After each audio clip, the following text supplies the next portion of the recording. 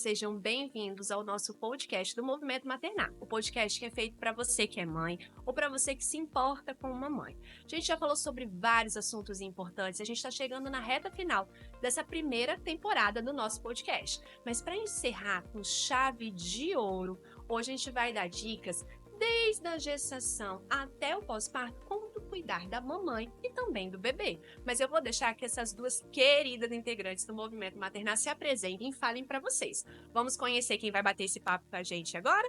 Aqui dividindo esse momento comigo, a nossa querida enfermeira Carol. Seja bem-vinda, Carol. É um prazer ter você aqui hoje dividindo esse momento comigo. Obrigada, Lorena. Meu nome é Carol, conhecido como Carol Alves. Hoje eu sou enfermeira obstetra e consultora em amamentação. Atendo no Instituto Castro Alves e com vários médicos, né, que são parceiros e também fazem parte do Movimento Maternar. Perfeito, Carol, é um prazer. A Carol está chegando agora no Movimento Maternar e está sendo muito bem acolhida por todos nós. É um prazer de verdade ter você aqui hoje, dividindo esse momento. Tenho certeza que você e minha próxima convidada vão ser um sucesso nesse nosso bate-papo.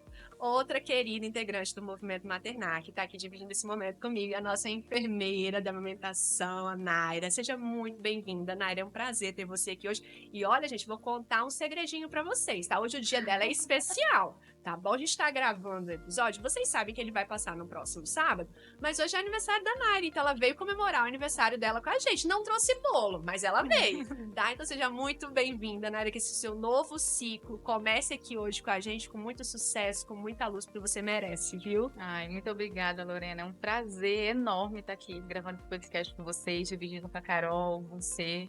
São duas queridas. Meu nome é Naira Dantas, eu sou enfermeira, né, de formação. E hoje eu atuo como consultora em amamentação e laser terapia em crianças, né? Sou uma das sócias fundadoras da Clínica Semear, uma clínica materno-infantil voltada para o cuidado desde a gestação, pós-parto e o cuidado infantil também. Perfeito. Meninas, eu vou pedir para que a gente explique um pouquinho, né? A gente está aqui com duas enfermeiras de formação que atuam, né, desde o comecinho lá da gestação até o pós-parto, acompanhando as mães. Então, vamos fazer essa diferenciação para quem está em casa, entender um pouquinho. Vou começar por onde a gente começa, vou falar assim, né? Então, assim, Carol, quando é que a mamãe, a família, chega até uma enfermeira obstetra? Então, a família ela vai chegar ao enfermeiro obstetra desde quando ela se planeja engravidar, né? Então, quanto mais previamente a pessoa me procurar, melhor é. Até para ela entender o que eles estão buscando, o que eles esperam, o que espera por eles lá na frente, né? E quando a gente começar, de fato, a estar mais junto, a estar ali, né, acompanhando o processo da gestação, porque o enfermeiro obstetra ele pode também realizar o pré-natal. E vai de acordo com o que a enfermeira ela decidiu seguir enquanto carreira, né? Então, se ela quiser ser uma enfermeira pré-natalista, ela pode ser uma enfermeira pré-natalista. Se ela quiser ser uma enfermeira só de assistência ao parto, que é o meu caso, ela vai ser só uma enfermeira obstétrica de assistência ao parto. Por isso que a família ela pode procurar desde o planejamento familiar até o pré-natal e durante o trabalho de parto e pós-parto e tudo que diz respeito a essa fase que a família vai viver. Perfeito. Naira, e quando é que a mamãe, eu sei que a Carol também faz esse trabalho, mas quando é que a mamãe ou a família chega até você? Quando procurar esse serviço? Antes, depois? Como é que isso funciona? Então, assim, no mundo ideal, o ideal seria que ela procurasse desde a gestação. Eu falo que a partir de 32 semanas até umas 36 semanas é o período propício para a gente intervir nessa mãe. Por quê? A gente entende que a mãe pode ter alguns fatores de risco que podem atrapalhar a questão da amamentação. Por exemplo, hipotireoidismo, diabetes gestacional. E aí, se ela vem previamente na consultoria de amamentação e tem esses fatores de risco, a gente pode lançar mão de algumas condutas. Exemplo, a ordenha de colosso no pré-natal. Então, assim, o ideal é que ela procure a consultoria ainda na gestação, para a gente já começar a fazer esse trabalho. Mas hoje a gente percebe que a maioria das mães, até por falta de informação quanto a isso, procura depois do parto. Depois que já começaram a aparecer as fissuras, as dificuldades, o baixo ganho de peso do bebê. Então, o ideal seria a partir de 32 semanas de gestação. O acompanhamento da consultoria, ela inclui a gestação, né? A gente faz o acompanhamento, explica tudo sobre PEG e posicionamento. Porque uma vez que ela já aprende na gestação, quando ela vai ter o bebê, a gente percebe que ela tem menos dificuldade, vê menos intervenção desnecessária na parte da equipe, vê menos fissura, sabe? Menos dificuldade mesmo na questão da amamentação.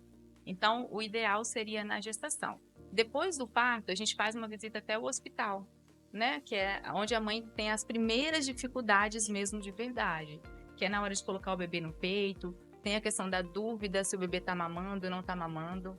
E aí, essa visita no hospital, a gente percebe que tem sido fundamental, sabe, Lorena? Porque aí ela fica muito mais segura. Tem uma profissional ali do lado dela, colocando o bebê no peito, ensinando para ela a forma dela colocar, como ela observa se o bebê está sugando ou não está sugando o leite, né? Porque tem diferença de sucção nutritiva e não nutritiva. E esse suporte muitas vezes não é só fisicamente, né? É um suporte todo emocional. A mãe sabe que tem um profissional ali voltado para a amamentação que vai ajudar ela em tudo isso. Além de tudo isso, tem um suporte que a gente mantém, né? Durante 15 dias esse acompanhamento com essa mãe. Mandando mensagem, se fazendo presente, perguntando se ela está tendo alguma dificuldade. Então, a gente fala que a consultoria é um pacote é completo, porque traz a questão da parte principal ali, né? Da pega e posicionamento, mas tem aquele cuidado com a mãe, é o abraçar.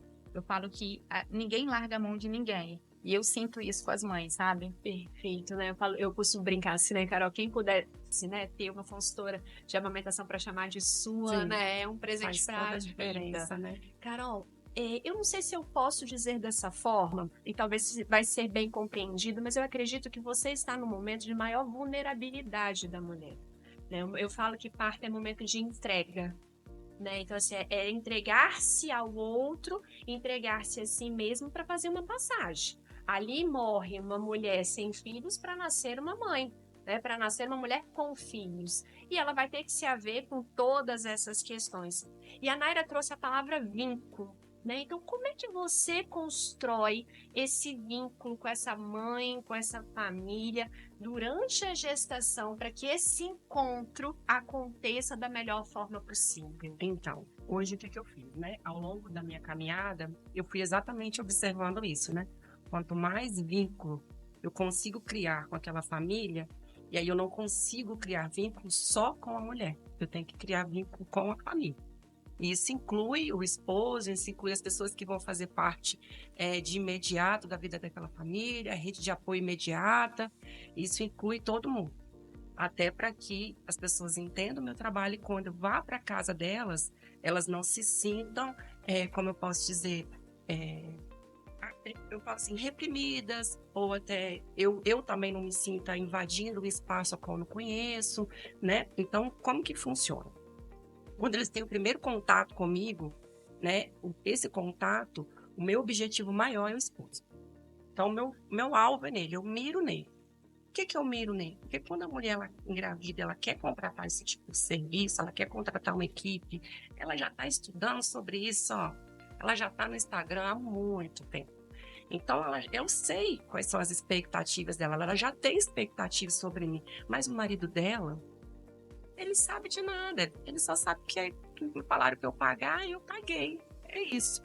E aí eu tenho que trazer ele para dentro desse contexto, trazer uma linguagem que ele consiga entender, para que ele consiga entender quem é aquela mulher, o que ela vai passar, o que a esposa dele vai passar, quais serão os comportamentos que nós vamos esperar dela, até para ele não achar que ela está morrendo no trabalho de parto, até para ele não achar que ela está num sofrimento, que ela está padecendo. Então, quando eu ganho ele, quando eu explico para ele e ele compreende, então ele fortalece. Ele fortalece e ele passa a ser uma pessoa extremamente presente no trabalho de parto dela, que ela realmente esperava por aquilo, ou às vezes ela foi surpreendida pela presença do esposo dele. E aquela conexão que gera entre eles acaba chegando até a mim, porque a gente acaba criando uma rede de relacionamento, uma rede de relacionamento familiar. E aí, quando eu vou para a casa deles, ele já me tem como uma pessoa que faz parte da casa dele, pelo menos naquele momento. Então, não é mais uma pessoa desconhecida, né? É lógico que a gente tem todo um cuidado para os espaços que a gente roda na casa da pessoa, né? Com todo respeito àquilo que a gente sabe da vida, a gente tem que ter esse limite, essa linha tênue de relacionamento profissional. E aí a gente também traz muitas vezes as pessoas que vão fazer parte, porque quem tiver na cena do parto, no dia do parto, tem que saber o que vai acontecer. Porque isso faz diferença. Ou estraga tudo. É bem isso. É isso, né? É um momento, né? É um momento de entrega. É. Então, acho assim, é o que você falou, assim, tem que conhecer o entorno, o parceiro, a parceira, né? A família. Às vezes a escolha talvez não é do parceiro ou da parceira, é de uma mãe, né? De uma amiga que tá ali presente. Então, eu acho que conhecer e se deixar conhecer, né? É um momento muito acolhedor, né? Precisa Sim. que isso aconteça de fato. O bebê nasce, Naira, e aí a gente escuta um termo, né, Carol, que é a famosa lua de leite. Né, eu costumo falar, ô gente, lá vem. Né, eu costumo brincar no consultório. Essa semana eu estava atendendo uma paciente minha que já está nessa fase, e a gente estava, assim, eu não sou consultora de alimentação, mas eu fiz, né, durante a graduação, eu fiz uma pós-graduação e a minha dissertação foi sobre amamentação, os aspectos que interferem na amamentação exclusiva. Então, dentro do pré-natal, eu faço uma sessão só para a gente falar dos aspectos psicológicos da amamentação.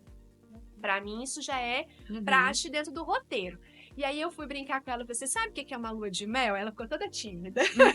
Ela, sei, Lorena, no momento de intimidade. Eu falei, você já ouviu lua de leite? Aí ela, eu já ouvi você falar isso algumas vezes, mas você me explica. Aí eu expliquei pra ela, falei, olha, é um momento de intimidade. Aí eu brinquei com ela assim, se você quiser andar nua pela casa, você poder viver aquele momento com o seu bebê de entrega. E aí, Naira, acho que tem muita coisa, né, Carol, envolto dessa lua de leite. Uma das grandes questões é as mães acharem que elas não têm leite. E aí, como conversar, como acolher nessa lua de leite para que essa mãe, essa família viva isso da melhor forma possível, né? Eu acredito assim, Lorena, essa é a maior queixa das mães, né, Carol? Carol é Total. consultora, assim, né? E a mãe fica muito insegura, porque assim, a sociedade prega que nasce uma mãe, nasceu um bebê, já nasce uma mãe pronta para amamentar. E a gente sabe que não é assim. De 10 mulheres, Aquele filme do bebê chegando, não é? pensa, de 10 mulheres, 9 precisam de algum auxílio. Então, pensa, a ciência, quase 100% das mulheres vão precisar de algum suporte. Então, assim, a gente precisa desmistificar isso de que nasce a mãe, ela vai nascer uma mulher que amamenta. As mães são ensinadas a amamentar, os bebês são ensinados a mamar. Por incrível que pareça essa frase, mas é a total certeza que a gente faz isso. Os bebês nascem só sabendo sugar, mamar eles não sabem ainda, e a gente vai ensinar nesse processo todo. Então, assim, essa questão desse vínculo, esse contato do bebê com a mãe, a gente vê logo depois do parto. A hora dourada, assim, eu falo muito sobre isso na consultoria pré-natal. A mãe pode ter parto normal, pode ter parto cesáreo. Se ela puder garantir a hora dourada, vai ser fundamental. O que seria isso de hora dourada? Ou golden hour, né? É o momento de que o bebê está mais propício para mamar. Então, ele nasceu, ele está acordado e a mãe está ali seminua, né, despida, com a mama de fora. E esse contato do bebê perto do peito da mãe ajuda muito a amamentação.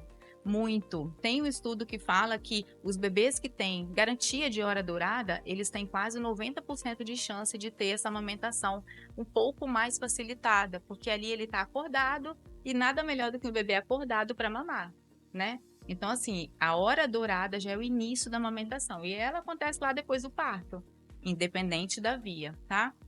Depois que ela vai para casa, essa mãe com esse bebê vão para casa, quando a gente faz a consultoria, um dos tópicos também é falar sobre isso. Se ela puder, em qualquer momento, manter esse contato pele a pele, que a gente fala, deixar o bebê totalmente pelado, a mãe sem roupa, e encostar o corpo do bebê no corpo da mãe. Isso vai remeter à fase do útero e vai remeter àquele, sabe, um imprint, o nascimento do bebê, aquele contato, aquele vínculo da mãe. Muitas vezes, quando a amamentação não está fluindo, e a gente pega todos os tipos de casos, né, Carol? Os mais complexos. Dos mais complexos, assim, que a mãe não consegue amamentar, a gente fala, tira a roupa toda e coloca o bebê no seu peito, encostado em você. E assim, é mágico, né? Impressionante. Então, é engraçado, assim, você falando sobre isso, Naira, que se a gente pegar pela fisiologia, né, e a fisiologia, ela fala que a produção do leite, ela é feita pela neurohipófise, né? Então, a neurohipófise, ela recebe estímulos elétricos do nosso corpo, ela é extremamente sensorial. Então, quando eu encosto o bebê quando eu sinto o cheiro do bebê, quando eu olho para o bebê, eu usando tudo que eu tenho, que são os meus órgãos do sentido, todos eles ao meu favor, para que o meu corpo ele seja ativado também. Da mesma forma que ele recém-nascido, ele também está recebendo estimulação, ele também está aprendendo a sentir a mãe, a tocar a mãe, a encontrar a mama. E é muito interessante, Nara, falar, porque essa, assim, é as nossas maiores queixas no parto. Quando a gente vai atender alguém, a gente tem, às vezes, profissional que não tem sensibilidade de garantir essa primeira hora, né? Por quê? Porque quando a gente fala de primeira hora, é a primeira 1 hora. Então, por mais que fale assim, mas eu tenho que pegar o bebê e examinar ele. Mas é tão rápido examinar, é 5 minutos, 10 minutos, é tão rápido examinar, que o restante da hora, ela foi para onde? Se não foi para o bebê junto da mãe. Ela tem que ser junto da mãe. E eu fico pensando, assim, enquanto mãe falando, é assim, a gente ficou a gestação inteira esperando por esse encontro. A gente criou uma expectativa, o bebê chuta a costela da gente, o bebê chuta lá embaixo. A gente gerou tanta expectativa para esse encontro que eu acho assim que para mim, o parto para mim não importa a via, por onde o bebê ele saiu e o processo que essa mulher foi submetida, mas foi um encontrar. Foi se encontrar. O encontro ele tem que acontecer justamente para que o corpo da mulher responda naturalmente à sua natureza. E aí ele responda positivamente com a amamentação, com o vínculo que vai sendo criado. E se a gente for falar dos aspectos emocionais, aí nós vamos para um podcast. E é isso, né? É exatamente isso. Acho que a gente vai falar, obviamente, ainda vários aspectos da amamentação, mas assim, como a gente está fazendo um gancho, vamos à frente, vamos atrás, vamos à frente, vamos atrás.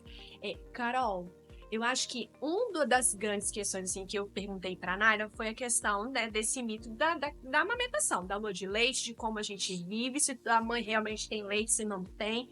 Mas eu acho que um aspecto que perpassa 99,9% das mães, talvez, não sei, mas é o medo do parto.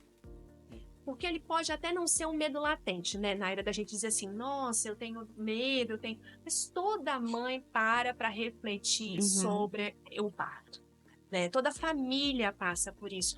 Como lidar, como acolher, como trabalhar e como ferramentar essa mãe para entender esse processo do que é parir. Na verdade, a dificuldade é a gente desfazer uma crença, né? E a gente também voltar para a história e entender o que aconteceu na história que levou essas mulheres a chegar hoje a ter esse pânico. Na verdade, as mulheres que ganharam em casa, quem ganhou bem, quem pariu bem em casa, tem uma história positiva, acaba tendo uma crença positiva sobre isso. Mas quem pariu em casa também, em cena de horrores, carregou isso para si também, carregou isso para a geração que veio depois dela. E para a família. São os E para a traumas, família. né? E aí, quando a gente vai para a instituição, quando a instituição começou, né, ela não começou fácil. Ela começou aí com um show de horrores. Só que aí é um show de horrores longe da família. Porque uma coisa é eu viver uma situação difícil, mas eu estar rodeada dos meus. Outra coisa é eu viver uma situação difícil sozinho. Totalmente sozinha, que era o que a instituição fazia. A mulher isolada, ou várias mulheres, e um show de horrores de todo mundo, vendo o sofrimento de todo mundo, né? E a gente viu isso na nossa formação, né? Quando eu me formei, a minha formação lá, quando a gente viu os passos, a gente assistia, que era o que a gente conseguia fazer, eu falei assim, meu Deus do céu. Não quero isso pra mim. Não quero isso para mim, porque é show de horrores. E eu acredito que os médicos também de formação, eles também trazem mitos. E por isso que eles falam assim, nossa, a cesárea é tão limpinho, né? É tudo tão suave ali, não tem nada, tem ninguém gritando, não tem ninguém se sujando. Mas é essa crença. Então, a primeira coisa é a gente entender da onde que veio essa crença. Da onde essa mulher trouxe. E da onde ela trouxe, a gente tentar desfazer, né? Tirar esse mito, jogar o que é real, o que é natural, o que é fisiológico e tentar explicar. E aí tentar dar a ela uma explicação de modo que ela, a família dela, seja tomadora de decisão. Não é para eu vender algo, uma ideia minha, um conceito meu, uma crença minha, é para eu falar o que é real. O que é real é isso aqui. O que é real é...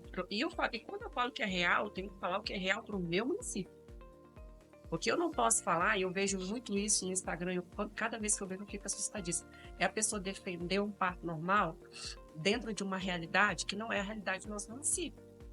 É muito fácil você defender um parto normal na instituição que é apoiadora do parto normal e que tem consultoras de amamentação lá dentro e que tem doulas Enfermeiras obstetras. gratuitamente, que tem enfermeiras obstétricas. Olha o cenário. E que tem profissionais que recebem muito bem para executar um parto normal de qualidade. Olha a realidade. E eu falar isso para uma mulher que está do interior, né? Eu não falo nem nossa, porque a nossa realidade, aliás, é excelente, tá? Excelente. Mas eu atendo mulheres do interior do nosso estado, e quando elas vêm, elas falam assim, olha, na minha cidade tem um hospital, tem 3 médicos que realizam pré-natal. E os 3 só faz cesárea. Ela não tem opção. Como que eu vou falar para essa mulher que eu tenho que empoderar ela, ela tem que tomar posse, tomar um poder sobre o parto dela e que ela tem que desbravar o sistema sozinha e outra, dentro de um profissional, que a última vez que ele realizou o parto normal era com fórceps. Como que aquele profissional vai conduzir o parto dela se nem ele sabe, não sabe nem para si, porque ele nem mão para isso ele tem. Então a primeira coisa é mostrar o real, palpável, conforme a realidade que ela está inserida, e deixar que ela tome a decisão e a família dela tome a decisão sobre aquilo.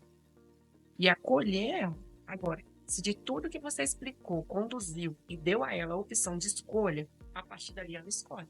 Ela escolhe a via, ela escolhe o modo, ela escolhe a forma como ela quer, mas aí ela vai escolher de forma consciente, né? Sendo uma pessoa que fala dela e o companheiro dela assim, não. Mas não fomos enganados, porque para mim, uma tristeza maior é quando eu pego uma mulher que ela fala assim, mas ninguém me falou isso. E aí o parto não volta mais. A experiência que ela viveu com o filho dela acabou, não volta mais. Então aquilo foi tirado dela, foi roubado dela, porque alguém não deu para ela a opção de escolher. E aí ela vem, às vezes, buscar um parto normal, porque a experiência do parto cesárea não foi boa, ou foi assustadora também, porque não vem gente achando que você talvez não vai ter medo da cesárea, porque o ambiente lá não é um ambiente da sua casa. Eu falo que o centro cirúrgico, ele é igual um balé. Todo mundo dança lá de um jeito. E todo mundo já tem a música que toca lá dentro, né? E as pessoas vão dançando. Quando você entra com um balé sem compasso nenhum. Até você entender o que está acontecendo lá dentro. E às vezes aquelas pessoas, elas dançam da mesma forma todos os dias, que para ela está nascendo uma pessoa, e não o seu filho. Né? Está nascendo uma pessoa, não é o seu filho, que tem nome, que tem característica, que é amado, que é esperado. Aí a gente tem que também fazer o quê? Falar assim, cria você e seu esposo essa expectativa e fiquem juntos. E mesmo naquele cenário, é possível sim viver uma experiência extraordinária de parto. Você não vai viver uma experiência extraordinária de parto se você estiver no parto normal. Não por Carol aqui, não é minha crença. Minha crença é um encontro sob expectativa de nascimento de alguém especial para você e para sua família, que vocês só têm que saber o que vai acontecer para vocês realmente saberem se posicionar da forma adequada. É isso. Eu falo sempre assim, né? As pessoas sempre perguntam para mim assim, Lorena, como é que o movimento maternal surgiu, né? E eu sempre, quando Carol fala isso, quando eu escuto a Mayra falando, né, sobre essa hora dourada, é sobre esses encontros, sabe? É porque nós temos, né, esse desejo pulsante, eu vou chamar assim, que esses encontros aconteçam, né, e a gente de fato trabalha e se coloca, né, a pensar, a construir um legado para que um dia a gente possa dizer que as nossas realidades hoje estão melhores do que já tiveram quando a gente começou há 10, 11 anos atrás, 14, vamos colocar aí que eu já perdi meias contas de quanto tempo nós estamos todo mundo junto, mas é porque a gente fala a mesma língua, a gente se comunica, né? Eu vejo assim, quando a gente conversa nós três, né? O olhar de uma que vai olhando para outra e a outra vai dizendo assim, é isso mesmo, amiga, continua falando. É um vibrar, Verdade. né? E uma coisa que é muito importante, porque quando você fala, tem 2 coisas que você trouxe na sua fala que é importantíssimo. Primeiro, a realidade. Porque, Carol, Naira, vamos ser muito sinceros, nós estamos aqui hoje, todo mundo, mulheres, na casa dos seus 30, 40 anos, que é o que nos circula aqui. Mas a gente sabe que a gente está com essa realidade do parto domiciliar ali, ó, não está tão longe da gente. Pode ser que a nossa avó não tenha passado por isso, mas com certeza a nossa bisavó, que algumas de nós teve um encontro ainda em vida, passou. E essa é a realidade. E essas histórias passam de geração a geração. né? Ninguém construiu esse mito, né? Ele foi vivido, né? Não é a história da carochinha, né? Assim que fala. É uma história real que foi passada. Então, ter essa ferramenta de entender o que é real, ser dito o que é real, isso é muito importante. E quando você fala, eu acho que esse é o primeiro ponto, e o segundo ponto é quando você fala assim, sobre a via de parto.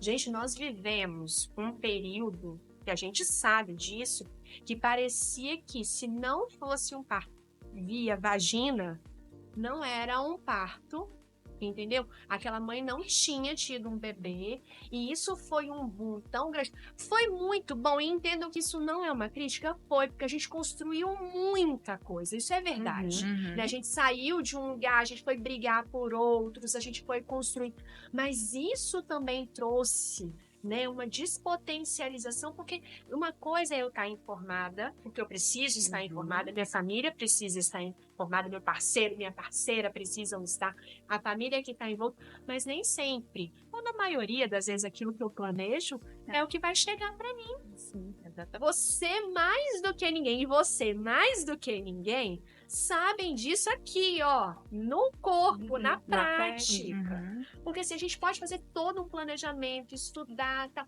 pequeno papo pode não evoluir.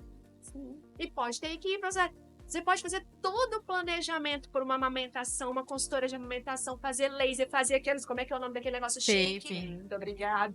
Trabalhar com gente chique é outro nível. Entendeu? Você pode fazer tudo e pode não evoluir. Então, trazer essa palavra do real, de entender, de potencializar, o importante é que você, seu bebê, seu parceiro ou sua parceira saiam bem no hospital para casa. O importante é que você fique bem na sua amamentação. Gente, ó, isso é lindo de ouvir vocês. E a gente duas também, Lorena, tem que deixar claro para essa mãe que o maternar dela, ela não vai ser uma mãe menor, né?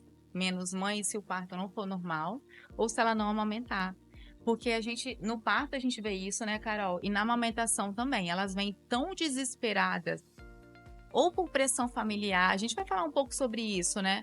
Que se ela não amamentar, é como se ela não fosse a mãe daquele bebê, entende? Assim, a gente passa muito tempo da consultoria tentando tirar isso da cabeça dela antes mesmo de fazer a consultoria em si, porque ela tem que estar preparada para o sim e para o não. Eu tenho mães que não conseguem amamentar, tenho sim, mas ela tem que saber que o maternar dela não depende daquilo, entende? Ela não vai ser uma mãe ruim para aquele filho se ela não conseguir amamentar.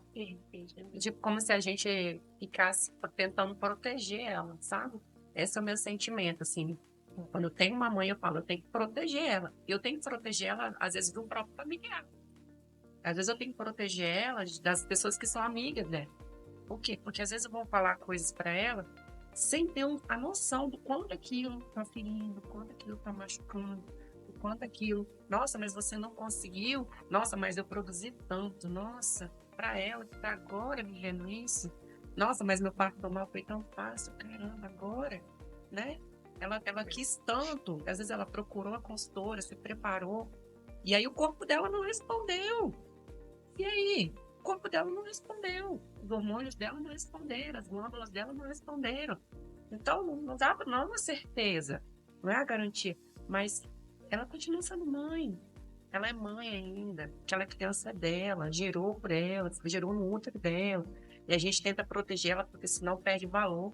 Elas perdem valor, sabe? Ela parece que não tem valor nenhum, aquela mãe. Só é mãe se amamenta. Sua mãe se conseguiu um parto que tá rodando no meio, né? Porque tem a moda da vez, né? E assim, exatamente. Naira, vamos começar a falar um pouquinho sobre as dificuldades da amamentação? Como se a gente fosse começar assim, qual é o top 10, Naira, dessa dificuldade? Lorena, sim.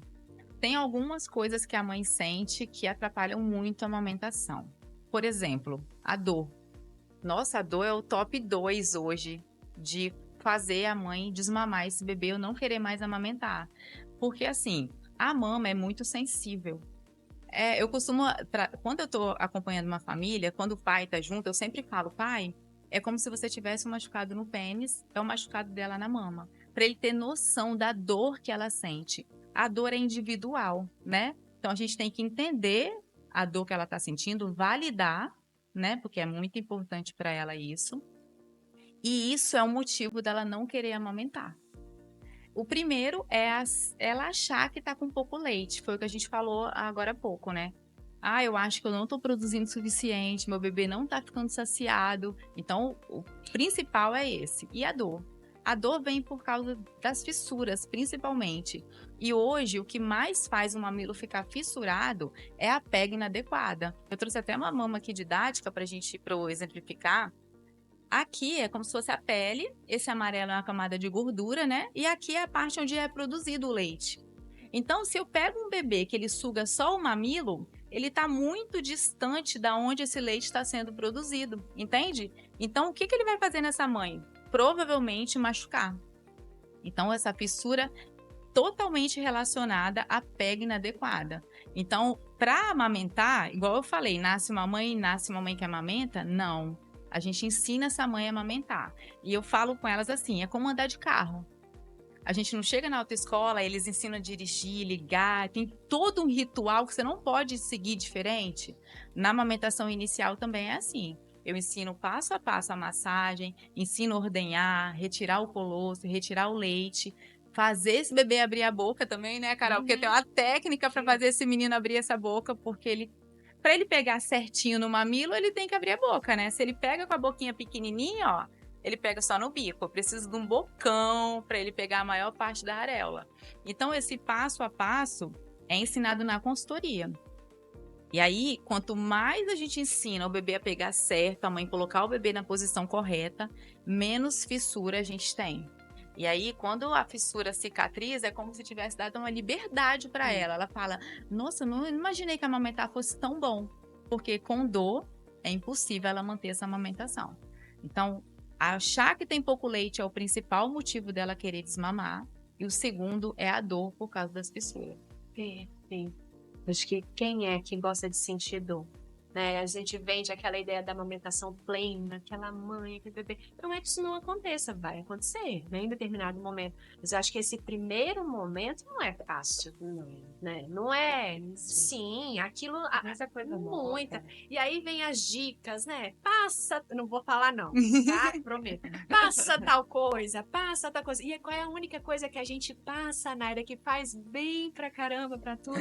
Fala, Naira. Só o leite materno. Só o leite materno. Então, eu gente. colostro, né, na fase inicial e o Legal. leite materno. E o laser, né? Então, a Sim. consultoria, a mãe vai receber o laser, que hoje é o top para cicatrização dessas fissuras também, né, Lorena? E era um tal de no seu... Não, Não pode falar. Não, Pode vamos falar, entrar, não. filha, E o mas leite. pode Aí quando falar. você fala assim, o leite, ela olha pra você, mas como eu vou passar leite, Lorena? Assim, não, tem a pomada tal.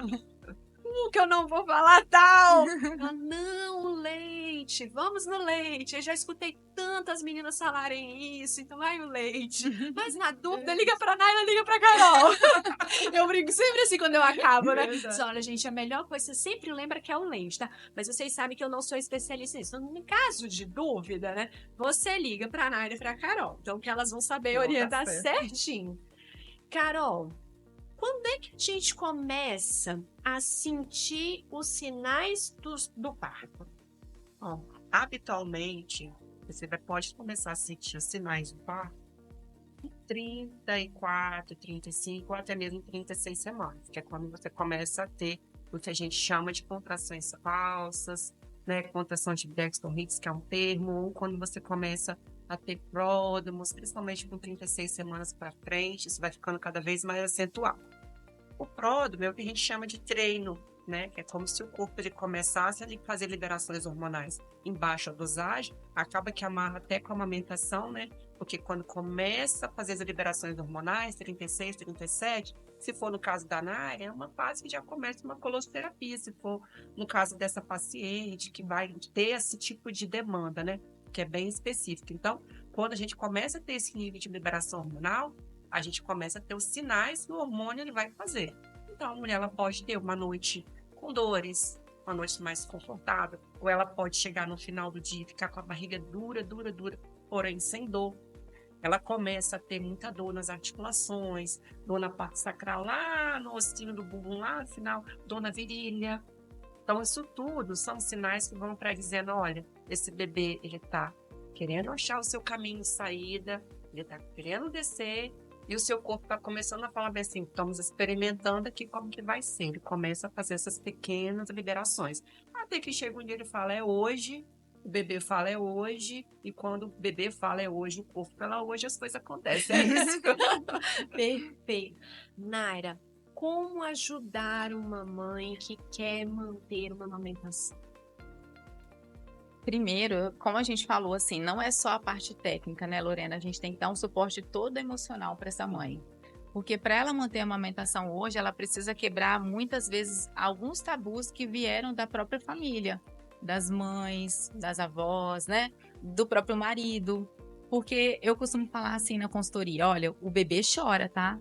Porque é difícil alguém falar isso pra gente. Eu vou dar até o meu relato. Assim, eu já era enfermeira quando eu tive filho, não era consultora, mas ninguém nunca me falou que o bebê chorava tanto. E aí eu achava assim, gente, esse menino tem algum problema, não tem condições desse menino chorar tanto. E aí quem me acalmava muitas vezes, diversas vezes, foi o pediatra.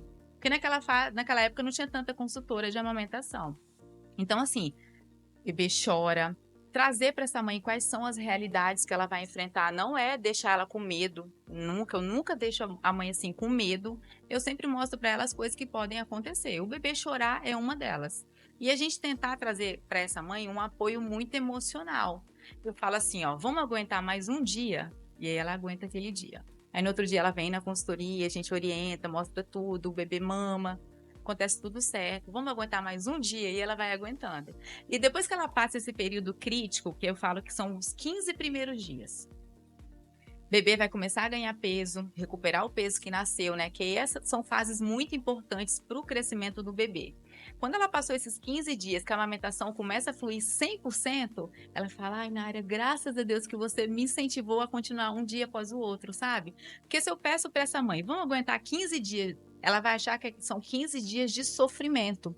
E não são, né? Depois estabiliza, a gente começa a se adaptar, porque quando o bebê pega no peito, o mamilo ele estira, né? Então o mamilo tá deste tamanho. Quando o bebê pega, a própria língua faz um canulamento. Esse mamilo da mãe vai para dentro do céu da boca do bebê.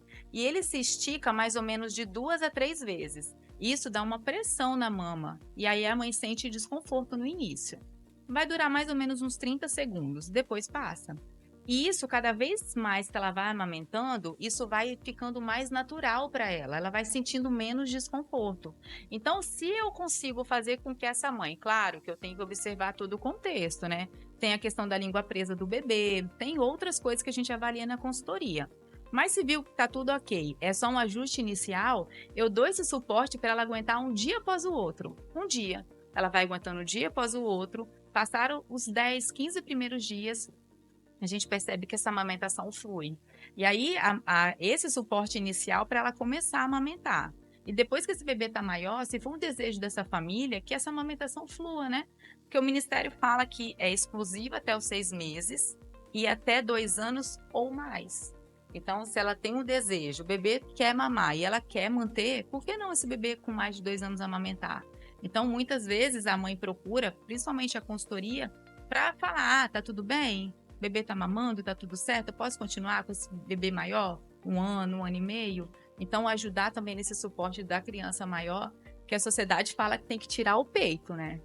Esse menino tá muito grande para mamar, porque a própria criança, ele encosta a mão e já tira o peito da gente, né, Carol, para amamentar. Então, assim, ajudar a mãe no suporte também, porque não é fácil quando ele é pequeno, mas também não é fácil quando eles estão grandes.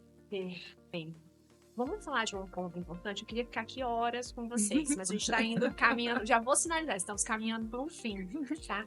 Plano de parto, Carol. O que é isso? É importante? Não é? Quem nos assistencia com isso? Você fala um pouquinho a respeito? Fala.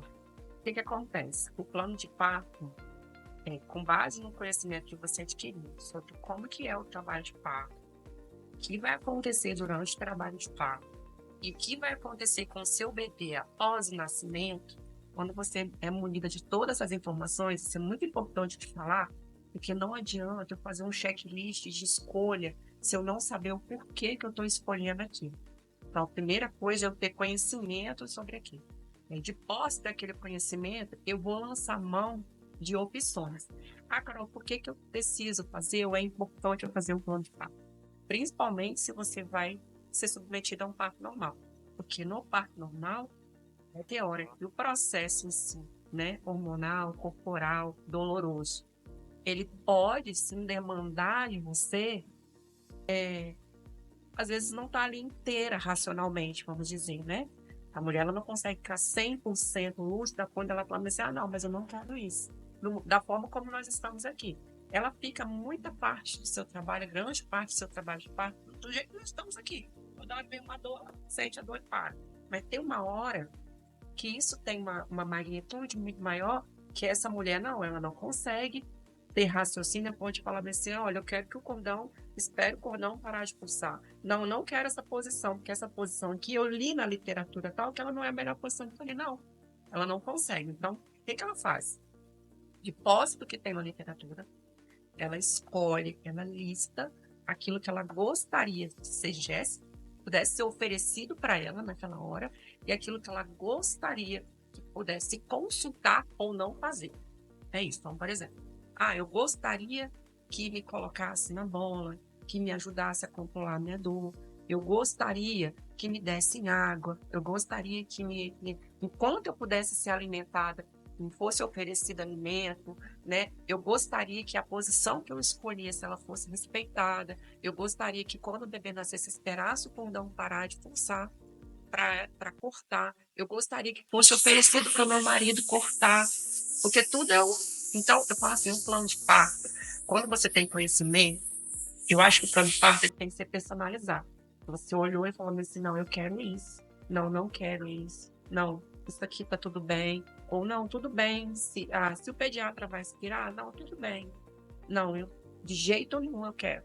Porque depende muito do que a mulher, das expectativas que ela tem sobre aquilo. Não, eu quero que garanta o contato pele a pele na hora que o bebê nascer. Eu bato o pé e tá aqui. Eu quero que isso me seja garantido. Isso é muito bom porque o profissional, quando ele pega aquilo, ele tem uma prova material dos desejos dela. E ela assinou aquilo ali. Então, se tinha aquele recurso e não foi oferecido para ela, eles vão ter que justificar o porquê. Eu vou ter que ter uma resposta para devolver para ela depois. Por quê? Por que estava tudo bem e não deixaram o cordão parar de pulsar? Por que estava tudo bem e não deixaram ela fazer uma alimentação na primeira hora? Por que estava tudo bem e fizeram episiotomia nela? Então, o plano de parto, ele vem para que, com o conhecimento que ela tem em mãos ali escolhas. Mas é importante você fazer com conhecimento, porque senão você vai fazer um checklist. Aí, na hora, você mesmo, as pessoas não vão querer executar, porque ali tem algo escrito que você assinou. Então, o profissional também vai ficar.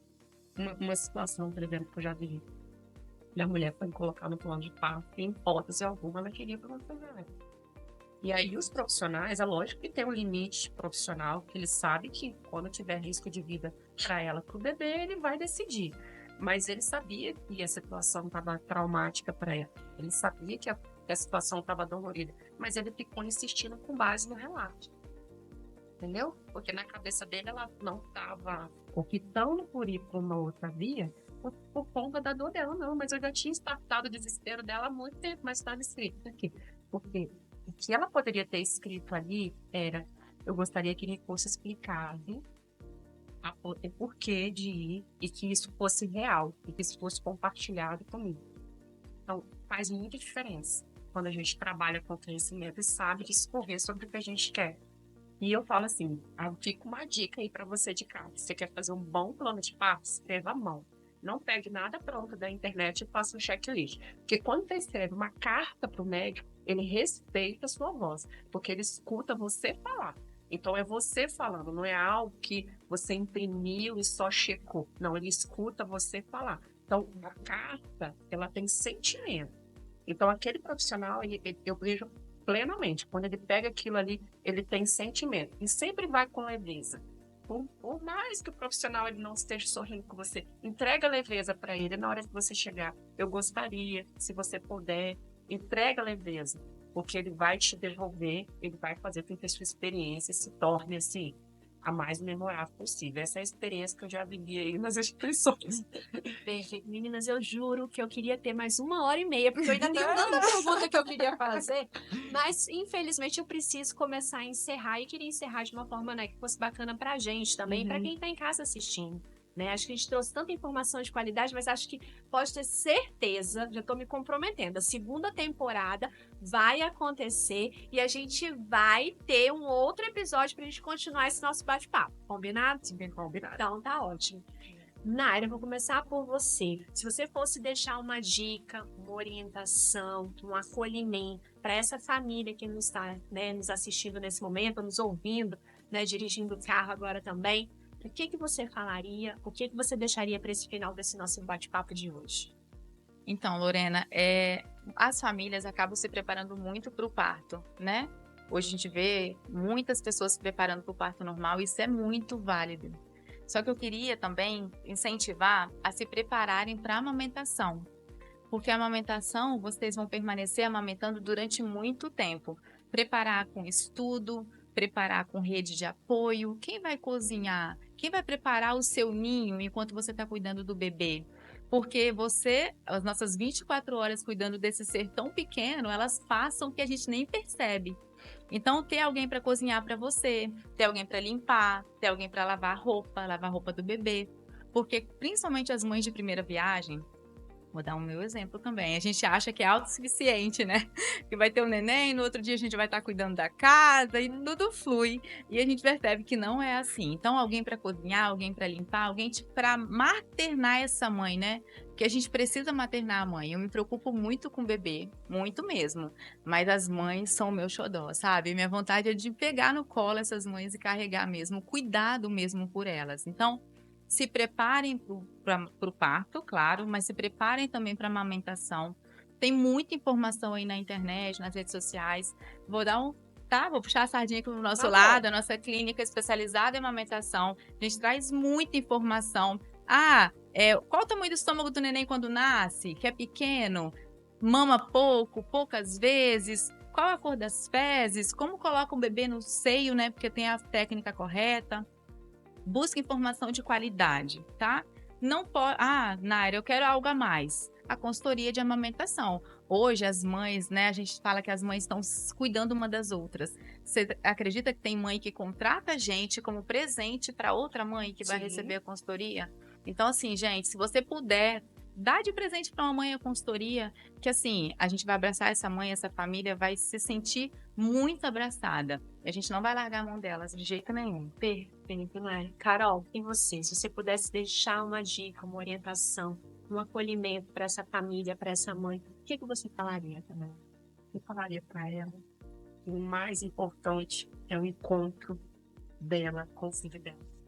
O mais importante é viver uma experiência que você vai guardar além das fotografias. Que toda vez que você lembrar do seu parto, da sua experiência, isso vai te trazer lágrimas de felicidade. Toda vez que você olhar para o seu filho, você vai falar assim, como foi bom o dia do seu nascimento. Que cada aniversário você celebre o dia do nascimento como foi algo incrível. E para isso, escolha profissionais para estar ao seu lado. Escolha um médico que seja correto, que te dê opções de escolha. Escolha um obstetra que seja prudente, que não puxe uma opção como opção pessoal, profissional, mas dê opção para você escolher. Opções reais, vai desde opções reais da sua amamentação, desde as opções reais do seu parto. Escolha um pediatra também, né, Naira? Que consiga caminhar com você, que consiga caminhar com a gente, porque nós sozinhas, sem uma equipe ao entorno que esteja falando a mesma linguagem, isso faz todo sentido, porque quando a gente tem uma consultora, um pediatra, um obstetra, as pessoas estão falando a mesma linguagem, você não fica perdida, você não sabe, mas fulano falou isso, e ciclano está falando isso, e Beltrano está falando isso, já na minha casa tem alguém falando isso, e eu fico assim, cuidado com as vozes que você escolhe, porque as vozes que você escolhe pode ditar a sua escolha, e aí o que passou, não volta mais. Não volta uma amamentação que poderia ser um sucesso, não volta um parto que poderia ser uma experiência incrível, não volta um pós-parto que poderia também ser uma experiência fácil, tranquilizadora, escolha uma psicóloga. Escolha alguém que possa ser uma voz de qualidade, ativa, que possa realmente amparar você e sua família nesse momento. É a dica que eu dou. Perfeito. Pensar na gestação, né? Isso tudo Sim. desde o início, né, Desde o Carol? início. Porque com certeza vai precisar, Lorena. Sim, uma equipe multidisciplinar ali, pulsando. Foi o que eu falei aqui, né? Por que a gente tá junto? Porque a gente pulsa no mesmo batida do coração. Exatamente. Não tem diferença, né? A gente se conhece pelo olhar, pelo jeito de Sim. falar. A gente brinca as mesmas brincadeiras, né? Então, assim, é isso. Então, Verdade. é incrível ter vocês aqui hoje, assim, pra mim, o penúltimo episódio foi pra literalmente caminhar pra fechar essa primeira temporada com chave de ouro. E a gente se compromete que agosto dourado nós somos as 3 aqui de novo, com fé em Deus. que legal. Combinado? Combinado. Nós já marcamos, tá? Então, pra quem Tá tá em casa, a gente já marcado. tá se comprometendo. Agosto a gente volta pra gente poder falar ainda mais de como o parto, como a amamentação é importante pra todo esse processo. Tá, meninos? Muito obrigada. De verdade. Para quem está em casa assistindo o nosso podcast, eu sempre digo, acompanhe o Movimento Maternar nas redes sociais, @Movimento Maternar, no Instagram e também no canal do YouTube. A gente está encerrando a primeira temporada, mas pode ter certeza que a segunda temporada vem ainda mais especial, tá? Para você que está em casa, eu espero que você tenha gostado do nosso bate-papo. E eu acho que a gente fecha esse bate-papo de hoje com uma frase: é preciso cuidar da mãe para que ela cuide do bebê. Então, que você tenha uma abençoada hora para quem está nesse pulsar do chegar do momento do grande encontro. E para você que está vivendo sua lua de leite, que ela seja respeitada, acolhida e que ela aconteça da melhor forma para você e para sua família. Até o nosso próximo encontro. Tchau, tchau.